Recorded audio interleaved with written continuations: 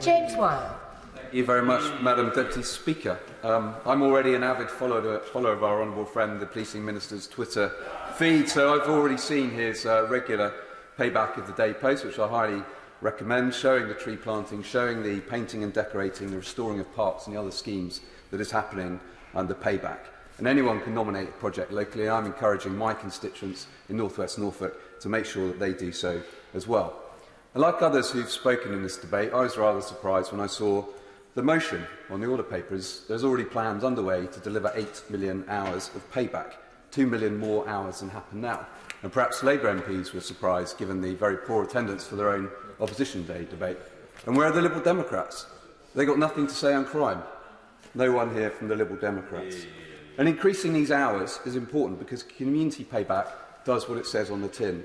It's about offenders making amends in the area where they've committed the crime, doing something positive for communities, which communities can see a positive change.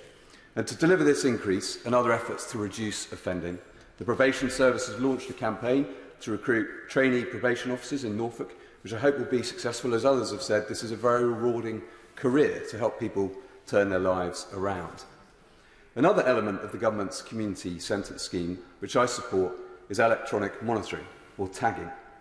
Last week, the Public Accounts Committee, of which I'm a member, looked at this programme. And across the country today, there are 15,000 people tagged, including those subject to community orders and offenders released under licence from prison. And in due course, the committee will report on the programme, some problems with the IT system. But one area where I found the impact of tagging striking was in alcohol monitoring.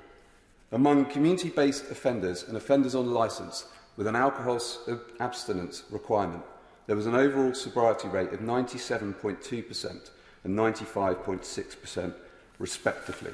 There's a big prize here when alcohol crime costs society £21 billion a year and plays a part in nearly 40% of all violent crime. So reducing it must be a priority, and tagging has an important role to play.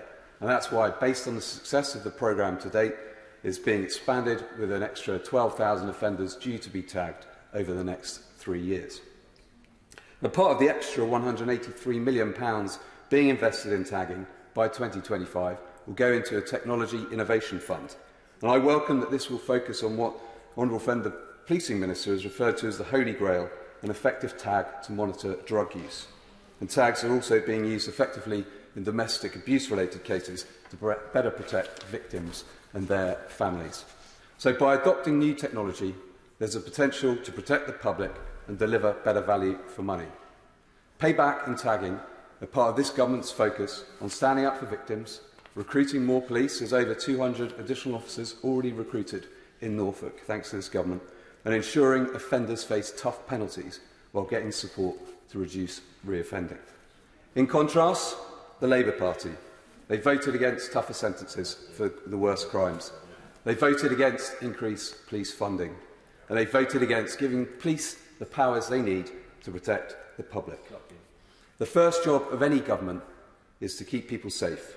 And it's this Conservative government that's committed to cutting crime and reforming the justice system so that it serves the law-abiding, decent majority.